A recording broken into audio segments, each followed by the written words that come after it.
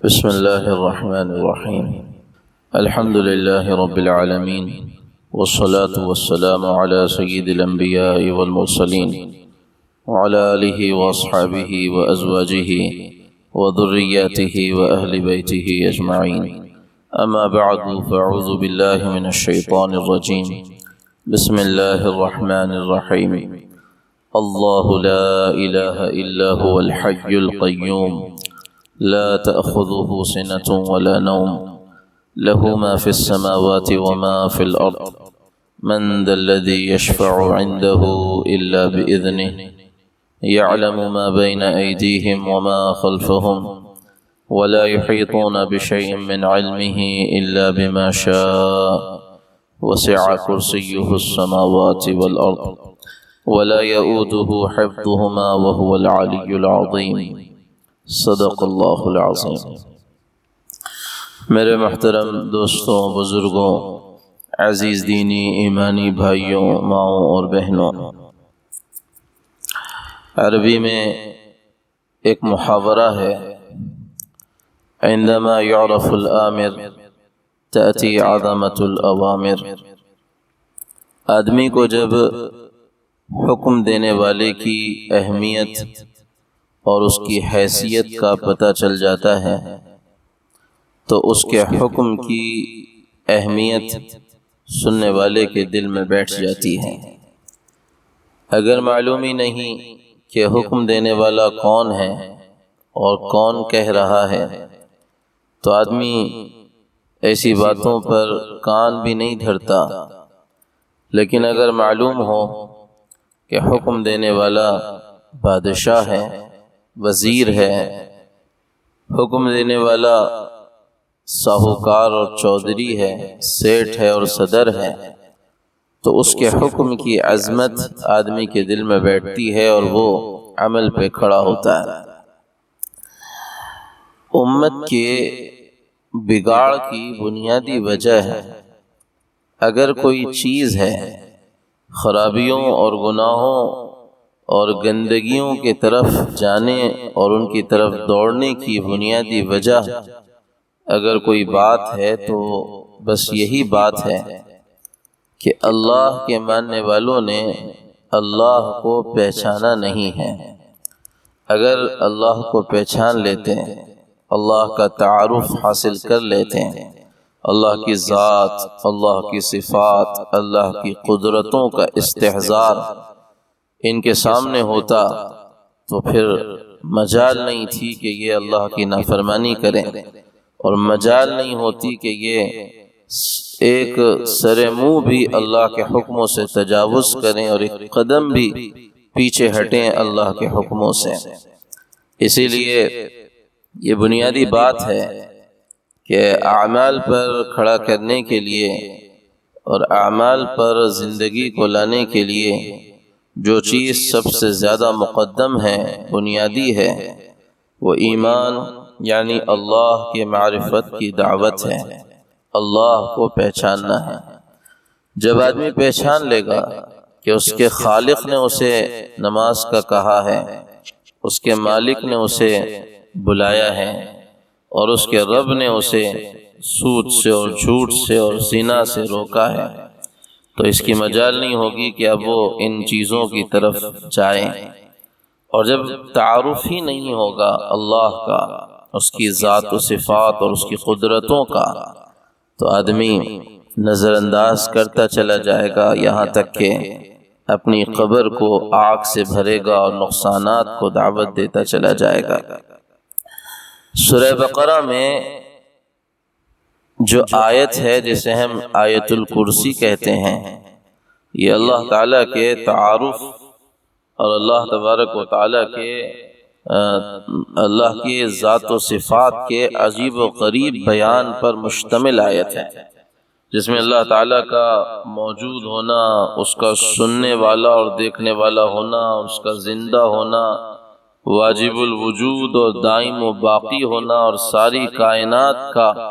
بنانے والا اور اس کو چلانے والا اور اس کو تھامنے والا اور سنبھالنے والا ہونا، اور اس کا ایک صاحب عظمت و جلال ہونا بیان کیا گیا ہے. اسی لیے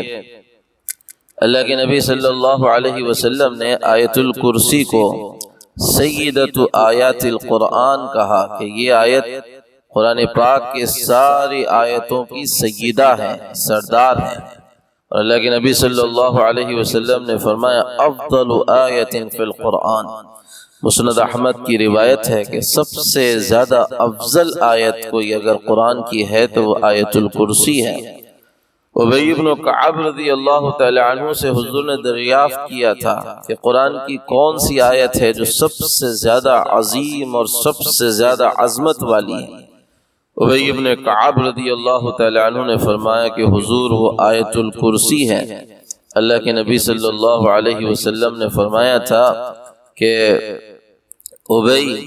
تمہیں علم مبارک ہو، ابو المنذر تجھے تیرا علم مبارک ہو، اس خدا کی قسم جس کے ہاتھ میں میری جان ہے، اس آیت الکرسی کی زبان ہوگی اور ہونٹ ہوں گے، اور یہ کل قیامت کے دن حقیقی بادشاہ کی تقدیس اور اس کی تسبیح بیان کرے گی،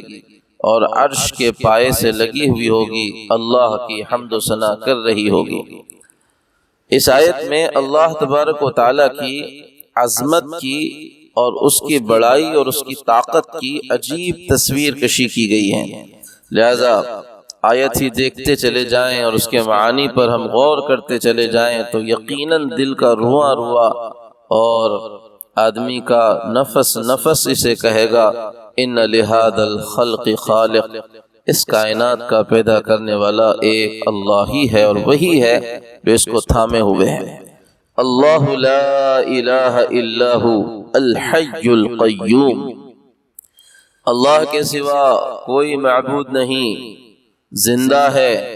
سب کا تھامنے والا ہے۔ الحی یعنی وہ زندہ ہے، القیوم یعنی وہ مخلوق کو تھامنے والا ہے۔ حی کہہ کر یہ بات بنیادی طور پر کہہ دی گئی کہ وہ ہمیشہ سے ہے، خود سے ہے، ہمیشہ رہنے والا ہے، اور موت جیسی چیز سے وہ پاک ہے۔ دنیا کے مذاہب جو اور مذاہب ہیں وہاں اللہ تبارک و تعالیٰ کا عجیب و غریب یا خدا کا عجیب و غریب تصور ہے، جس نے انسانوں کو اللہ کے بارے میں عجیب و غریب تصورات میں اور عقیدوں میں ڈھکیل دیا ہے۔ روم کے اندر مولانا عبد الماجد دریابادی رحمۃ اللہ علیہ نے لکھا ہے کہ کچھ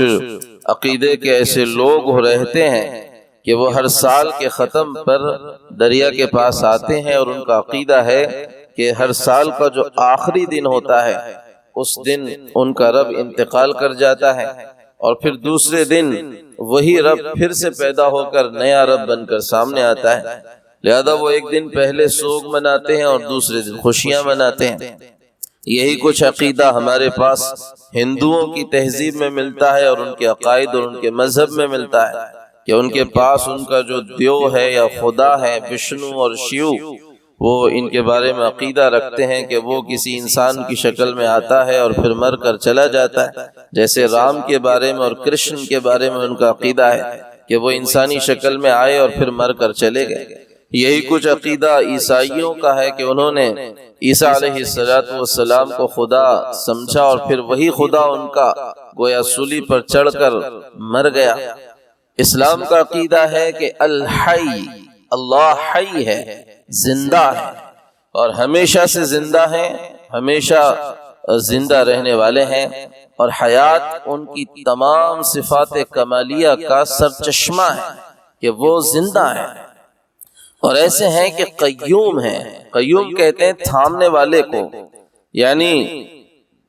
مخلوق کی حفاظت اور تدبیر کرنے والا، ہمیشہ باقی رہنے والا، ایسا لازوال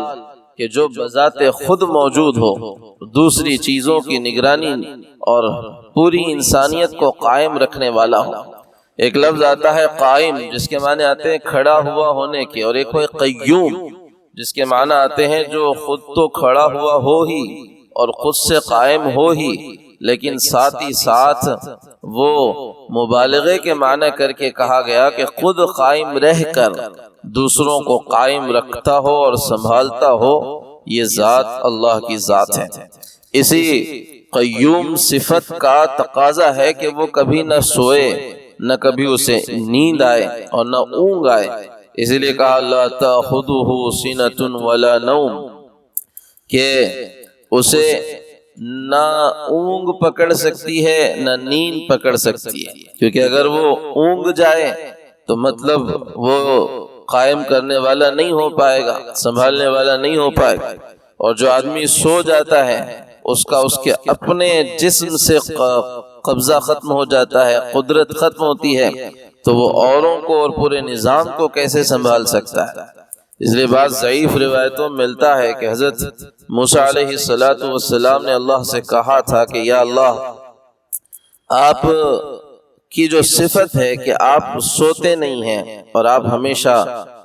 زندہ ہیں، یہ کیسا نظام ہے اگر آپ نہ سوئیں، آپ اگر آرام نہ کریں؟ اللہ تبارک و تعالیٰ نے حضرت موسیٰ علیہ السلام سے کہا، اور موسیٰ علیہ السلام کو ایک فرشتے کو 3 بوتلیں دے کر حضرت موسیٰ علیہ السلام کے پاس بھیجا اور ان سے کہا کہ موسیٰ سے کہنا کہ یہ 3 بوتلیں ہیں اور 3 پیالے ہیں، ان کو ایسے ہی کھڑے ان کو پکڑے رہو، ان کا پانی چھلکنے نہ پائے اور یہ کانچ کے پیالے ٹوٹنے نہ پائیں۔ حضرت موسیٰ علیہ السلام اس کو پکڑے رہے، ایک رات گزری، نیند پر قابو پایا ہوا تھا، اس لیے اس رات کچھ نہیں ہوا، لیکن جب دوسری رات آئی تو اونگ آنے لگی، پیالے ایک دوسرے سے ٹکرانے کے قریب ہونے لگے، وہ بار بار اس کو بچانے کی کوشش کرتے، لیکن پھر بھی آخرکار اونگ آئی ہی اور پیالے ایک دوسرے سے ٹکرا کر گرے اور پھوٹ گئے۔ فرشتہ آیا اور آ کر کہا کہ موسیٰ، جو اللہ کی امانت ہے وہ مجھے دے دو۔ تو کہنے لگے بس مجھے تو اونگ آ گئی جس کی وجہ سے میں ان کی حفاظت نہیں کر سکا۔ اللہ کے فرشتوں نے کہا کہ دیکھو 3 پیالے تم سنبھال نہیں سکے اس لیے کہ اونگ آ گئی اور نیند آ گئی۔ اللہ تعالیٰ ان چیزوں سے اسی لیے پاک ہے کہ اس نے سارے نظام کو سنبھالے ہوئے ہیں۔ اس کی ذات کے لیے نیند اور اس کی ذات کے لیے اونگ مناسب نہیں ہے، اور وہ نیند اور اونگ جیسی چیزوں سے بہت بالا تر ہے، بہت اونچا ہے، اس کو تھکان نہیں ہوتی، وہ تھکتا نہیں ہے، جو تھکتا ہے وہ کمزور ہوتا ہے۔ اس کی ذات ان سارے تأثرات سے اور ان ساری تکان سے، ان ساری تھکاوٹوں سے بہت اعلیٰ اور بہت اونچی ہے۔ فرمایا لہو ما فی السماوات وما فی الارض، اسی کا ہے جو کچھ آسمانوں میں ہے اور جو کچھ زمین میں ہے۔ من ذا الذی یشفع عندہ الا باذنہ، کون ہے جو اس کی سفارش اس کی اجازت کے بغیر کرے؟ ہاں، اجازت کے ساتھ کر سکتا ہے۔ مشرکین نے جو خدا بنائے ہوئے ہیں اور بتوں کو سفارشی کہتے ہیں اللہ کا، یا حضرت عیسیٰ کو سفارشی سمجھتے ہیں، حضرت موسیٰ کو سفارشی سمجھتے ہیں، یا اور بھی عقیدے رکھ کر کہتے ہیں کہ یہ سفارش، ان کی سفارش اور ان کے توسل سے ہمارا کام بنے گا، یہ ساری کی ساری باتوں پر ایک قلم پھیر کر کہا جا رہا ہے کہ یاد رکھو سفارش بھی انہی کی ہوگی جن کو اللہ اجازت دے گا، اور اللہ سب سے پہلے سفارش کی اجازت حضور اکرم صلی اللہ علیہ وسلم کو کل قیامت کے دن دے گا، جب اللہ کے نبی صلی اللہ علیہ وسلم مقام محمود پر اللہ کی حمد و ثنا کریں گے تو اللہ کہیں گے یا محمد ارفع رأسک سل تعطا واشفع تشفع، اے محمد سر اٹھاؤ مانگو دیا جائے گا، سفارش کرو سفارش قبول کی جائے گی۔ اللہ کے نبی صلی اللہ علیہ وسلم کی سفارش کبریٰ ہوگی، صفات عظمیٰ ہوگی، اور پھر اسی طرح نبی سفارش کریں گے، اسی طرح علماء سفارش کریں گے، اسی طرح حفاظ سفارش کریں گے، اسی طرح عام مومنین سفارش کریں گے، فرشتوں کی سفارشیں ہوں گی، روزے کی، رمضان کی، قرآن کی سفارشیں ہوں گی، اور یہ ساری سفارشیں چلیں گی، لیکن یہ ساری سفارشیں اللہ کی اجازت پر منحصر ہوگی، اللہ اجازت دیں گے سفارش ہوگی۔ لہذا کسی کو یہ سمجھنا کہ ان کے طفیل ہمارا کام بن جائے گا، یہ اس کا رد گویا یہ آیت کر رہی ہے۔ اور پھر فرمایا یعلم ما بین ایدیہم وما خلفہم، جو کچھ مخلوق کے سامنے ہے اور جو کچھ ان کے پیچھے ہے وہ سب کا احاطہ کیے ہوئے ہے۔ آگے اور پیچھے کے تمام حالات اور واقعات سے وہ واقف ہے، باخبر ہے، ہر چیز سے اور ہر چیز کا علم اس کے پاس ہے۔ پیدا ہو چکے ہیں ان کا بھی علم، پیدا ہونے والے ان کا بھی علم، جو کچھ گزر چکا اس کا علم، جو کچھ ہونے والا ہے اس کا علم، ساری کی ساری چیزیں اللہ کے سامنے کھلی کھلی ہیں۔ وَلَا يُحِيطُونَ بِشَيْءٍ مِّنْ عِلْمِهِ إِلَّا بِمَا شَاءَ۔ اور انسانیت اور مخلوق اس کی معلومات میں سے جتنا وہ چاہے بس اسی کا احاطہ کر سکتی ہے، اس سے زیادہ کا احاطہ نہیں کر سکتی۔ جتنا مخلوق کو معلوم ہے اللہ نے دے دیا علم، بس اتنا ہی مخلوق کو علم ہے، اور اللہ کا علم ایک سمندر ہے، بندے کا علم ایک قطرہ ہے۔ حضرت موسیٰ علیہ السلام نے جب بنی اسرائیل کے ایک آدمی نے سوال کیا تھا کہ موسیٰ سب سے زیادہ علم والا کون ہے، تو انہوں نے کہہ دیا تھا کہ میں ہوں۔ اس پر اللہ نے کہا کہ تم سے زیادہ علم رکھنے والا ہمارا ایک بندہ خضر ہے، جاؤ اس سے ملو۔ اور جب حضرت موسیٰ علیہ السلام حضرت خضر سے ملے تھے، اور وہ کشتی کا جو ایک تفصیلی واقعہ ہے، حضرت موسیٰ اور خضر علیہ السلام جب کشتی سے جا رہے تھے تو دیکھا کہ چڑیا آئی اور کشتی کے کنارے پر بیٹھی، اور اس نے چونچ سمندر میں ماری اور کچھ قطرے پانی اس کی چونچ کو لگے۔ تو حضرت خضر علیہ السلام نے حضرت موسیٰ سے کہا تھا کہ موسیٰ جانتے ہو تمہارا علم اور میرا علم کیسا ہے؟ کہا کیسا ہے؟ کہا اللہ کا علم یہ سمندر ہے جو پھیلا ہوا ہے، جس کی وسعتیں نظر نہیں آ رہی، اور تمہارا اور میرے علم کا حال یہ ہے کہ جتنا پانی اس چڑیا کی چونچ پہ آیا ہے بس تمہارا اور میرا حال یہی ہے۔ پھر فرمایا وسع کرسیہ السماوات والارض، اس کی کرسی آسمانوں اور زمینوں کو اپنے اندر سمائے ہوئے ہے۔ اللہ کی کرسی، اللہ کا عرش، یہ کائنات ایک عجیب و غریب اللہ کی طرف سے بنا ہوا ایک نظام ہے۔ اللہ نے اس کائنات کو ایک عجیب انداز میں بنایا۔ چلو میں آپ کو بتاؤں، ہماری تعمیرات کا نظام یہ ہوتا ہے کہ ہم بڑی چیز کو نیچے رکھ کر جب اوپر کسی تعمیر کو لے جاتے ہیں تو اوپر کی چیزوں کو چھوٹا چھوٹا چھوٹا کرتے چلے جاتے ہیں تاکہ بیلنس باقی رہے۔ اللہ نے جو نظام بنایا ہے وہ عجیب ہے۔ اللہ کے نبی صلی اللہ علیہ وسلم نے فرمایا ساتوں زمین پہلے آسمان کے مقابل میں ایسی ہیں جیسے کہ بڑے میدان کے اندر ایک انگوٹی رکھی ہوئی ہو، تو زمین کی حیثیت وہ انگوٹی کی، اور ایک بڑا میدان اس ساتوں آسمان پہلے آسمان کی صورتحال ہے، اور پہلے آسمان کی صورتحال دوسرے آسمان کے مقابل میں ایسی ہے جیسے ایک بڑے میدان میں انگوٹی۔ یہی معاملہ تیسرے کے سامنے دوسرے کا، اور چوتھے کے سامنے تیسرے کا، اور پانچویں کے سامنے چوتھے کا، اور چھٹے کے سامنے پانچویں کا، اور ساتویں کے سامنے چھٹے کا، اور سارے آسمانوں کی مثال اللہ کے نبی صلی اللہ علیہ وسلم نے دی، اور فرمایا کہ ساتوں آسمان اور ساتوں زمینوں کی مثال اللہ کے عرش کے مقابل میں ایسی ہے، اللہ کے عرش کے مقابل میں ایسی ہے جیسے ایک بڑے میدان میں کوئی انگوٹی رکھی ڈال دی جائے، تو جو حیثیت اس انگوٹی کی ہے وہی حیثیت ساتوں آسمانوں اور زمینوں کی اللہ کے عرش کے مقابل میں۔ اور عرش کے اللہ تبارک و تعالی نے کرسی کی مثال یہ ہے، اور اس پر اللہ تبارک و تعالی نے اپنا عرش رکھا کہ اللہ تبارک و تعالی نے کرسی کے سامنے ساتوں زمین و آسمان کی صورتحال یہ ہے، اور اس کے اوپر اللہ کا عرش ہے، اور اس عرش کے مقابل میں کرسی کی حیثیت ایسی ہے جیسے کہ ایک بڑے میدان میں انگوٹی رکھی گئی ہو۔ یہ تو صورتحال ہے اس ساری کائنات کی۔ اللہ کے نبی صلی اللہ علیہ وسلم نے فرمایا کہ اللہ کا عرش اتنا بڑا ہے کہ اللہ کے عرش کے کنارے پر ایک سمندر ہے، اور اتنا بڑا سمندر ہے کہ اگر اس کی ایک موج ایسا اٹھ کر آئے اور وہ اگر چلے تو ساتوں زمینوں اور آسمانوں کو اپنے اندر لپیٹ کر واپس کھینچ لے تو سوچے اللہ کا عرش کتنا بڑا، اس کی کرسی کتنی بڑی، اور ساری کائنات کا نظام کتنا بڑا۔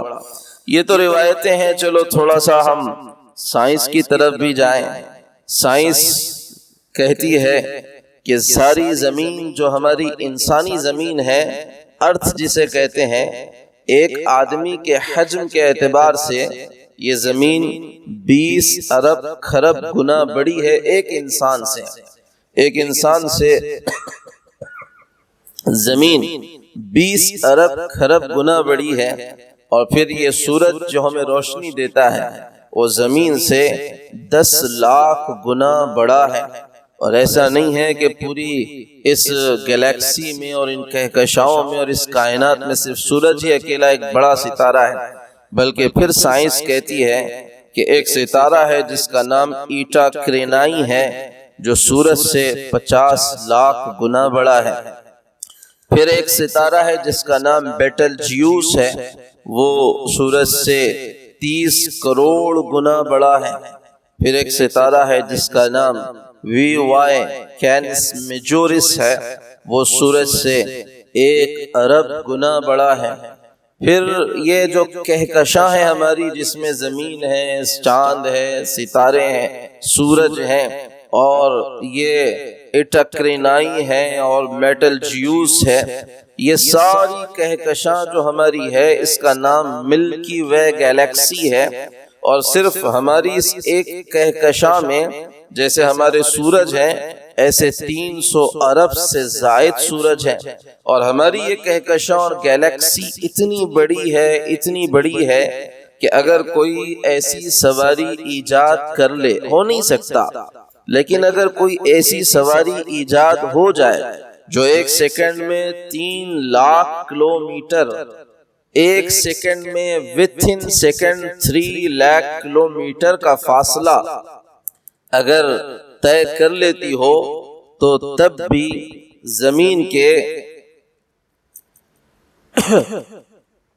زمین اور یعنی ایک سیکنڈ میں وہ 3 لاکھ کلومیٹر کا فاصلہ طے کر لیتی ہو تو اسے ہماری کہکشاں کو پار کرنے میں 1 لاکھ سال لگ جائیں گے۔ پھر صرف ہماری گیلیکسی اور کہکشاں جو ملکی وے ہے وہی ایک گیلیکسی نہیں ہے، بلکہ کائنات میں اور بھی کہکشائیں ہیں۔ ایک کہکشاں ہے جس کا نام ہے اینڈرومیڈا، وہ ہماری کہکشاں سے 2 گنی بڑی ہے۔ ایک کہکشاں ہے جس کا نام ہے M81 گیلیکسی، وہ ہماری کہکشاں سے 60 گنا بڑی ہے۔ ایک کہکشاں اور گیلیکسی ہے IC 1011، ہماری کہکشاں اور گیلیکسی سے 600 گنا بڑی ہے۔ ایک کہکشاں، یہ کہکشاؤں کا نظام، ستاروں سے مل کر کہکشائیں بنتی ہیں اور کہکشاؤں سے مل کر کلسٹر بنتا ہے۔ ہمارا کلسٹر جس میں ہماری کہکشاں ہے وہ فربو کلسٹر ہے۔ اس ایک کلسٹر میں 47,000 کہکشائیں ہیں، اور پھر یہ کلسٹر سے مل کر سپر کلسٹر بنتے ہیں۔ جس سپر کلسٹر میں ہم ہیں وہ لوکل سپر کلسٹر ہے، اور اس کے اندر 100 کے قریب کلسٹر ہے، اور ایسے سپر کلسٹر جیسے کم و بیش سائنسداں کہہ رہے ہیں 1 کروڑ سپر کلسٹر موجود ہیں، اور ان ساروں کو اگر کوئی ذات تھامے ہوئے ہے اور پکڑے ہوئے ہے تو وہ اللہ کی ذات ہے۔ یہ اللہ ہے جس کا منادی ہر اذان کے وقت ہم کو پکارتا ہے۔ تو کہا وسع کرسیہ السماوات والارض، اس کی کرسی وہ گھیرے ہوئے ہے، اس میں سموئے ہوئے ہیں، آسمانوں اور زمین کو وہ اپنے اندر سمے ہوئے ہیں۔ ولا یؤودہ حفظہما، اور فرمایا کہ اللہ پر ان کا تھامنا کوئی گرا نہیں، اور اللہ پر ان مخلوقات کو سنبھالنا اور ان کی حفاظت کرنا کوئی مشکل نہیں۔ وَهُوَ الْعَلِيُّ الْعَظِيمُ، وہ عالی شان ہے، عظیم الشان ہے، بہت بلند و بالا ہے۔ اللہ کے نبی صلی اللہ علیہ وسلم نے فرمایا بخاری میں ابو ہریرہ رضی اللہ تعالی عنہ کی روایت ہے، حضرت ابو ہریرہ فرماتے ہیں کہ حضور نے مجھے رمضان میں زکوٰۃ کے مال کے پہرے پر متعین کیا تھا۔ میں پہرہ دے ہی رہا تھا تو میں نے دیکھا کہ ایک شخص آیا ہے اور وہ زکوٰۃ کے مال میں سے کوئی چیز نکال رہا ہے۔ میں نے اس کو پکڑ لیا، اس نے کہا کہ مجھے چھوڑ دو، میں ایک کمزور آدمی ہوں، عیالدار آدمی ہوں اور مجھے گھر والوں کی پریشانیاں ہیں۔ کہتے ہیں مجھے اس پر رحم آیا، میں نے اس کو چھوڑ دیا۔ حضور اکرم صلی اللہ علیہ وسلم سے صبح میں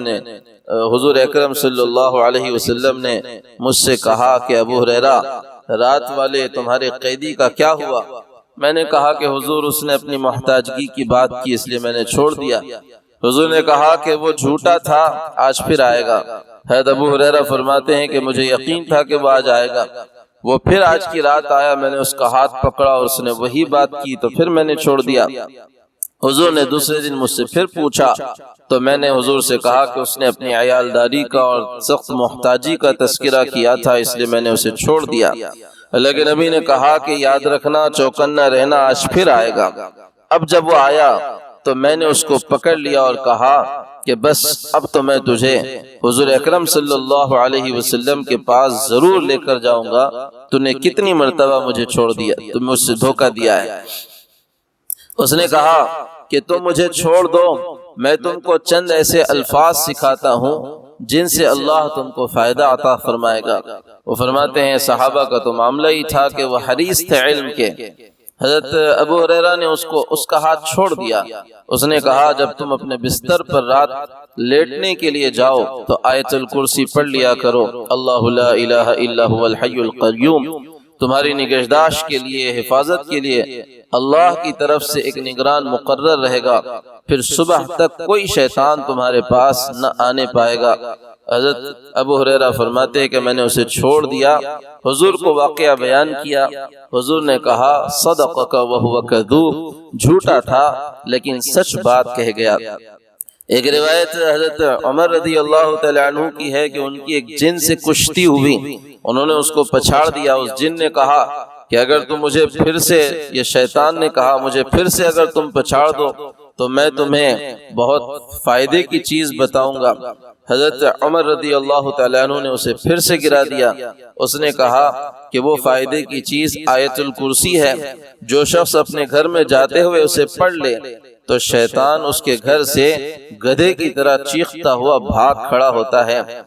اور روایت میں ہے ترمذی میں اللہ کے نبی صلی اللہ علیہ وسلم نے فرمایا ہر چیز کا ایک کوہان اور بلندی ہے۔ قرآن کریم کی بلندی سورہ بقرہ ہے اور اس میں بھی آیت الکرسی تمام آیتوں کی سردار ہے۔ حضرت عبداللہ ابن مسعود رضی اللہ تعالی عنہ کی روایت ہے، حضور اکرم صلی اللہ علیہ وسلم نے فرمایا ان دونوں آیتوں میں اللہ تعالیٰ کا اسم اعظم ہے، ایک آیت الکرسی میں اور دوسرے الف لام میم اللہ لا الہ الا هو الحی القیوم میں۔ ایک حدیث میں ہے اللہ کے نبی صلی اللہ علیہ وسلم نے فرمایا جو شخص ہر فرض نماز کے بعد آیت الکرسی پڑھ لے